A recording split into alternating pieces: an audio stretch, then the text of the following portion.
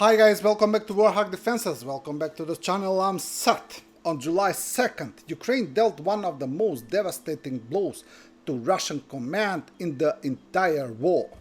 A precision strike on Korenevo, just 17 kilometers from the front, targeted a major Russian troop concentration. The damage far beyond what anyone expected, and a clear warning that nowhere near the border is safe. On July 2nd, the Ukrainian Defense Forces delivered one of the largest blows to the Russian military command in the entire war. In the village of Korenevo in the Kursk region, approximately 17 kilometers from the front line, Ukrainian intelligence detected significant activity and movement of Russian troops. The result of the strike on the massing of Russian forces exceeded all expectations. Russia deployed the forward command post of its most combat-ready unit in this direction, the 155th Marine Brigade, for the offensive on the Sumy region. From Korenevo, the de facto commander of the Russian strike group in the Kursk region, Deputy Commander of the Russian Navy, Major General Mikail Goodov, callsign Varyak Sveta, was directing the Russian offensive. List of Russian officers eliminated in Korenevo, as established so far from Russian sources. Deputy Commander of the Russian Navy, Commander of the Russian Navy's Coastal and Ground Forces, Major General M. Gudkov. Deputy Commander of the Russian Navy's Coastal and Ground Forces, Colonel N. Shikaliev. Commander of the 155th Brigade, Colonel S. Ilin. Chief of Staff of the 155th Brigade, Colonel L. Bashkadin. Commander of the 1st Battalion of the 155th Brigade, Lieutenant Colonel A. Zakirov. The following people were also eliminated: the brigade's artillery chief, air defense chief, communications chief, and chief of the brigade's drone department. Most of their assistants were also killed. Total losses amounted to about 20 killed and 30 wounded Russian soldiers. Thus, the headquarters of the Russian Marine Brigade and the leadership of the strike group and ground forces of the Russian Navy were completely eliminated. The Russian offensive in this sector of the front was paralyzed for some time, and command and control over the troops in this area was lost. The 42-year-old Gudkov was appointed to this post personally by Putin in March 2025. Prior to that, he commanded the same 155th Marine Brigade, and Putin appointed him to increase the fighting capability of all Russian Navy troops. The 155th Brigade is well known for its war crimes.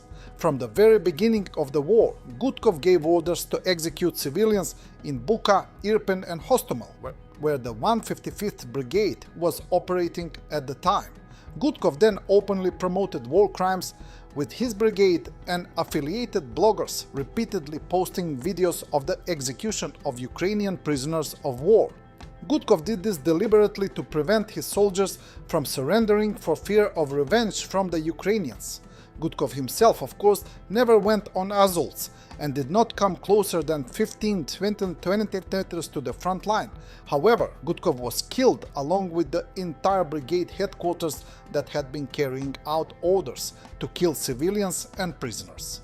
No less interesting than Gudkov's elimination itself is the political fallout and information infighting between supporters of the Chief of General Staff, Gerasimov, and his opponents. Putin had promoted Gudkov to a position far higher than that of any other Russian brigade commander, and from this post Gudkov could well have become a rival to Gerasimov to become the chief of the general staff.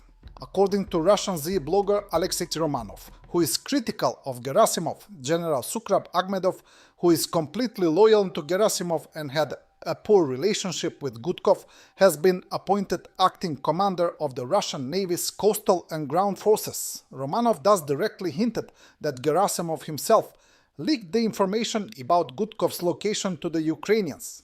In response, Gerasimov's supporter, Russian propagandist Solovyev, accused several bloggers close to Gudkov, including Vladimir Grubnik, of supplying the 155th Brigade with a batch of radio stations that allowed Ukrainians to access the communications system. Whatever the case may be, the Russians were unable to identify the sources of the information leak. A Ukrainian flag has appeared in Pokrovsk on the occupied Kinburn Spit, prompting Russian claims of the Special Forces incursion. It's still unclear whether this is a symbolic flag drop or part of a larger effort to secure a permanent foothold. Notably, firm's data shows multiple fire detections in the area over the past 24 hours. The Kinburn Spit is a narrow strip of land stretching into the Black Sea, strategically located near the Dnieper River delta. Control of the spit allows forces to monitor and potentially disrupt maritime and river traffic, including routes to Mykolaiv and Kherson. It also offers a platform for artillery or drone operations across the river. Though small, the Kinburn Spit has outsized tactical value, especially in a war where every kilometer of coastline matters. Another hero of the special military operation returned home to Chelyabinsk and trashed a local burek shop. Just imagine the beauty that will unfold in Russia once they all come back. Well, the ones who actually do come back. Russia is facing a growing internal crisis as thousands of soldiers return from the front. Many come back traumatized, unstable, and heavily armed, fueling a sharp rise in violence, domestic abuse, robberies, and even murders. Some veterans bring the war home, turning their combat experience into criminal behavior.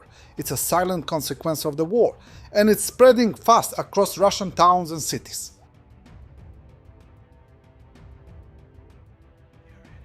A special forces operative of the Defense Intelligence of Ukraine single-handedly held back an enemy assault in the Kupiansk sector. In response to the Ukrainian soldiers' fierce resistance, the occupiers resorted to prohibited tactics. They used poisonous gas and then shelled the position heavily with mortars and FPV drones. The soldier was successfully evacuated.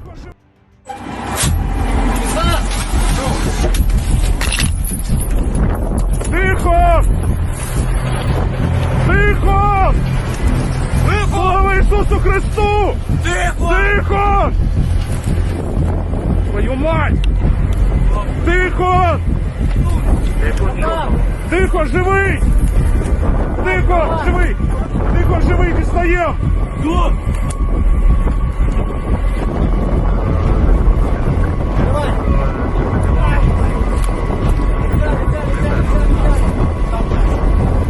Тримайте з рушниці небо, розсередину. Давай, давай. Небо, небо, небо, з рушниці. Попий на мішку, заводьте так. Все! Їдемо! Доставай, помусили, порушаємо, не поняли.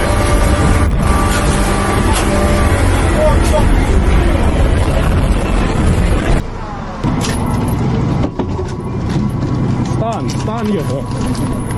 Свідомості.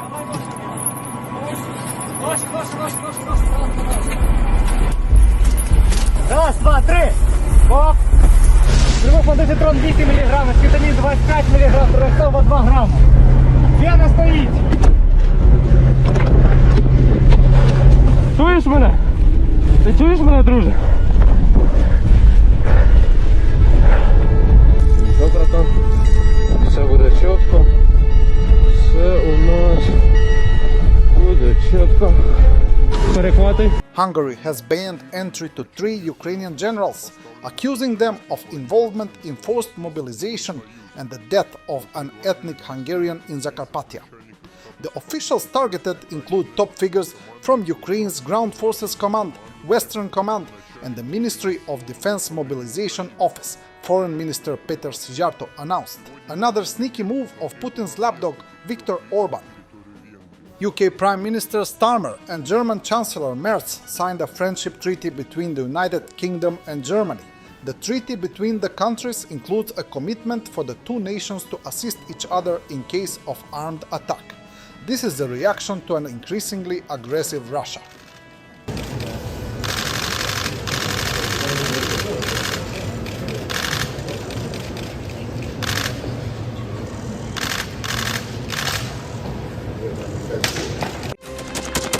Thanks for watching, and don't forget to subscribe.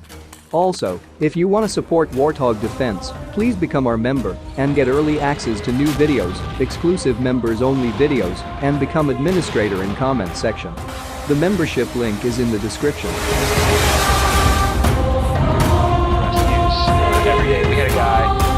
did 6 rescues in 6 days. You know, he's doing the job every day.